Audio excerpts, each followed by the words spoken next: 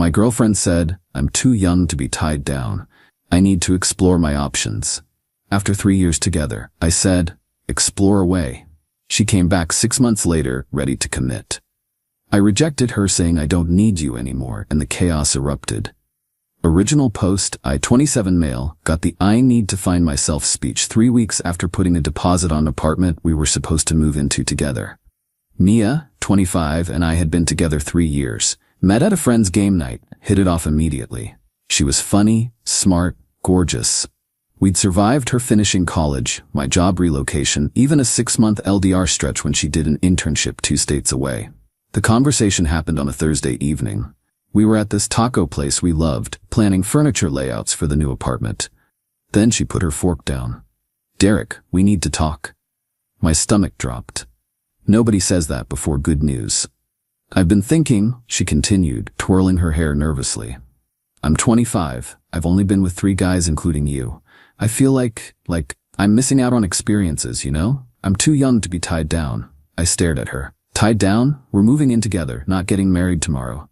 But that's the path we're on, right? Move in, get engaged, married, kids. The whole thing. And I need to explore my options, see what else is out there. So you want to break up to date around? She nodded, reaching for my hand. I pulled it back. But we can stay friends. And who knows, maybe after I've had my fun, we can reconnect. You're definitely husband material, Derek. Just not yet. Husband material. Not yet, like I was a coach you wanted to put on layaway. Mia, I said slowly, if you leave to explore, we're done. Permanently. She laughed. Actually laughed. Don't be dramatic. People take breaks all the time. This isn't a break. You're ending a 3-year relationship to sleep around. That's not. I mean... She sighed. Look, I know you're upset, but you'll understand eventually. We're meant to be together. I just need to get this out of my system first. I stood up, threw cash on the table for my half. Explore away, Mia. Hope you find what you're looking for. Left her sitting there, mouth open. Went straight home, called the landlord about the deposit. Lost $500 since Mia hadn't signed anything yet, but worth it to not deal with breaking the lease later. Blocked her on everything that night. Not dramatically, just decisively. She wanted to explore? She could do it without me watching from the sidelines. Update 1. 2 months later. Lot of DMs asking for updates. Honestly thought that was the end of it. Nope. 2 months of radio silence, then the flying monkeys arrived. First was her best friend Tessa. Got a text from an unknown number. Hey Derek, it's Tessa. Can we talk? Mia's really struggling. Deleted it. Then her sister Nora found me on LinkedIn. Hi Derek, hope work is going well. Random question, are you planning to be at Brent's birthday party? Mia mentioned you guys are taking some space, but she really misses you. Taking some space, like I'm on vacation. Didn't respond. Then came the accidental run-ins. Suddenly Mia's at my coffee shop, my grocery store, the bookstore I go to every Saturday. Each time acting surprised. Derek, oh wow, what are the odds? The third time I just said pretty high since you know my routine. She tried to look offended. I shop here too. Since when? You hate this store. You said their produce section smells weird. People change, she huffed. Exactly, I said, taking my cart to self-checkout. But here's what killed me. Mutual friends started telling me about her exploration phase. Different guy every week on her Instagram stories. Clubbing constantly. Vegas trip with some dude she met on Hinge. Living her best life apparently. Meanwhile, I was just living. Started playing in a rec league basketball team. Took a coding boot camp my company offered. Got promoted to team lead. Turns out focusing on work when you're not planning romantic dinners constantly really boosts productivity. Then last week happened. Got home from basketball practice to find Mia sitting outside my apartment door. Not dressed for clubbing this time, wearing the old college hoodie of mine she'd kept. We need to talk, she said. No, we don't. I unlocked my door. She stood up. Please, Derek. 5 minutes. You had 3 years. You traded them for 6 months of exploration. How'd that work out? Tears started. I made a mistake, okay? I explored, I dated, I had my fun. And you know what I learned? That you're the one I want.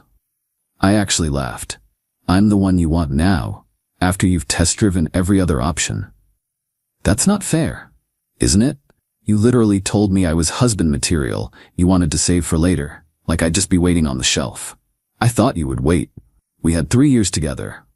Had, past tense. You ended it to go have fun, and now I'm ending the fun to be with you. The entitlement, the absolute entitlement. Mia, I'm seeing someone. That was a lie. I wasn't. But watching her face crumble was worth it. What? Who? For how long? Doesn't matter. What matters is I moved on. Like you wanted. I didn't want you to move on. I wanted you to be there when I came back. There it was. The truth. Go home, Mia. She didn't. She sat back down. I'll wait. You'll realize we're meant to be together. I called building security. Told them my ex was trespassing. They escorted her out while she yelled about true love and second chances. That should have been the end of it. It wasn't. Update 2. The escalation. The day after security removed her, the campaign started. First, she showed up at my job, told reception she was my girlfriend and needed to drop off my medication. Security called me down. She was holding a bag from the sandwich shop we used to go to. You forgot your lunch, babe. The security guard looked confused. I didn't even engage. She's my ex. Please remove her. Derek, don't be like this. We need to talk. Watch security walk her out while my coworkers tried not to stare. My manager pulled me aside after. Everything okay?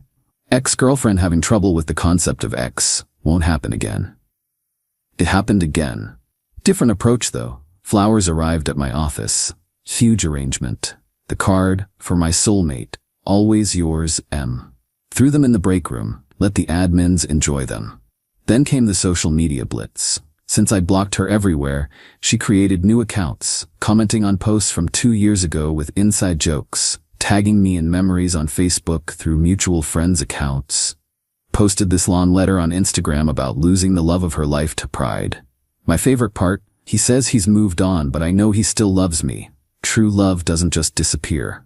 My buddy Trevor sent me screenshots. Bro, she's lost it. Just ignore it, I told him. Told everyone. Don't engage, don't respond, don't give her ammunition. But Mia wasn't done. She reached out to my mother. My mother. Mom called me confused. Honey, Mia just called crying about how you won't forgive her for some fight. What happened? Explain the whole story. Mom was quiet for a minute. So she dumped you to sleep around and expects you to take her back? Basically. Oh hell no. I like that girl, but hell no. I'll handle this. Don't know what Mom said, but Mia's mom called me the next day screaming. How dare you turn your mother against my daughter? Mia made one mistake. One mistake. You're destroying her. Mrs. Patterson, your daughter made a choice. I've made mine. Please don't contact me again. You'll regret this. She was the best thing that ever happened to you. Then why did she leave? Silence. Then, you're a cold, heartless man. No, I'm a man who knows his worth. Goodbye. The calls kept coming. Different numbers, borrowed phones. Each voicemail more unhinged. I know you're home. I can see your light on. That blonde girl from your basketball team, is that her? Is that your new girlfriend? We're meant to be together. You know we are. I'll wait forever if I have to. Filed a police report for harassment. Officer basically said unless she threatened me physically, it was a civil matter. Suggested a restraining order. My lawyer buddy Anthony looked into it. You need more documentation. Keep recording everything. So I did. Every text, voicemail, unexpected visit. Built a file. Then last night, things went nuclear. I was on a date, first one since Mia actually. Girl named Harper from the coding boot camp. Smart, funny, didn't treat me like a backup plan. We were at this Italian place when Harper's face went pale. Derek, that woman at the bar keeps staring at us. Turned around. Mia. In the red dress I'd bought her for our 2nd anniversary. She raised her wine glass at me like a toast, then started walking over. Derek, what a coincidence. You need to leave. She looked at Harper. Oh, I'm Mia, Derek's girlfriend. Well, ex, but not for long. Smiled like a shark. Harper started to stand. I touched her hand. Stay, please. Turned to Mia. You're embarrassing yourself. Am I? Or are you embarrassing yourself with this obvious rebound? Harper laughed. Actually laughed. Lady, I don't know what your deal is, but this is just sad. Mia's face twisted. Excuse me? You heard me. Whatever you had with Derek, you threw it away. Now you're stalking him at restaurants? That's not romantic. It's pathetic. You don't know anything about us. I know he blocked you. I know you've been harassing him. I know you're about 3 seconds from getting arrested if you don't leave. I pulled out my phone. I'm calling the police. Mia grabbed it, tried to grab it, knocked over Harper's wine in the process. It went everywhere, all over Harper's white blouse. The manager appeared immediately. "Ma'am, you need to leave." "I'm not going anywhere. This is my boyfriend." "The ex-girlfriend," I corrected. "Who's stalking me? Please call the police." The manager nodded to a waiter who pulled out his phone. Mia realized she'd miscalculated. "Derek, don't do this, please. You did this. Every choice, every escalation, you did this." Cops arrived 10 minutes later. Took statements from me, Harper, the manager, even other diners who saw everything. Mia tried to spin it as a misunderstanding, but Harper's wine-soaked shirt told a different story. They didn't arrest her, but they gave her a criminal trespass warning for the restaurant and strongly suggested she leave me alone. As they escorted her out, she yelled, "This isn't over, Derek. We're meant to be together." Harper was incredible about it. Even joked that she'd never had such an eventful first date. We grabbed pizza after, but the mood was pretty shot. She did kiss me goodnight though and said, "Call me when you get that restraining order." Filed for the emergency protective order this morning. Court date next week. Final update, the reckoning. Court day arrived. I showed up with Anthony and a folder thick with evidence. Mia showed up with her mom and what looked like a lawyer she found on a bus bench ad. She dressed like she was going to church, conservative dress, minimal makeup, hair in a bun. The transformation from party girl back to good girl was almost impressive. Judge reviewed the evidence, the texts, voicemails, witness statements from the restaurant, the police report, everything. Mia's lawyer tried to paint it as a misunderstanding between former lovers. "Your Honor, my client simply wants closure. She's been trying to apologize for ending the relationship hastily." The judge looked at him over her glasses. "Counselor, did you review the evidence? Specifically the voicemail where your client says, and I quote, 'I can see your light on'?" Even her lawyer looked uncomfortable. Then Mia asked to speak. Against her lawyer's advice. "Your Honor, Derek and I had 3 beautiful years together. I made one mistake. I asked for space to grow as a person, and now he's punishing me for it." The judge flipped through papers. "You ended the relationship to, in your words, explore options?" "Yes, but..." "And Mr. Reed told you this would be permanent?" "He was upset. He didn't mean it." "Ma'am, you're 25 years old enough to understand consequences. You ended a relationship, he accepted it and moved on. Your refusal to accept his decision has led to stalking, harassment, and assault." "I didn't assault anyone. I knocked over a glass while attempting to grab his phone, after following him to a restaurant, while he was on a date." Mia started crying. "I just wanted him back. Is that a crime? The stalking and harassment?" "Actually, yes. Restraining order granted. 2 years. No contact. Stay 500 feet away, the whole deal." As we left the courthouse, her mom cornered me in the parking lot. "Are you happy now? You've humiliated her. Destroyed her reputation." "Mrs. Patterson, Mia did this to herself. She loved you." "No, she loved the idea of having me waiting as a backup plan. There's a difference. You'll die alone with that attitude." Anthony stepped in. "Ma'am, any further contact from you or your family will be considered violation of the protective order by proxy. Walk away."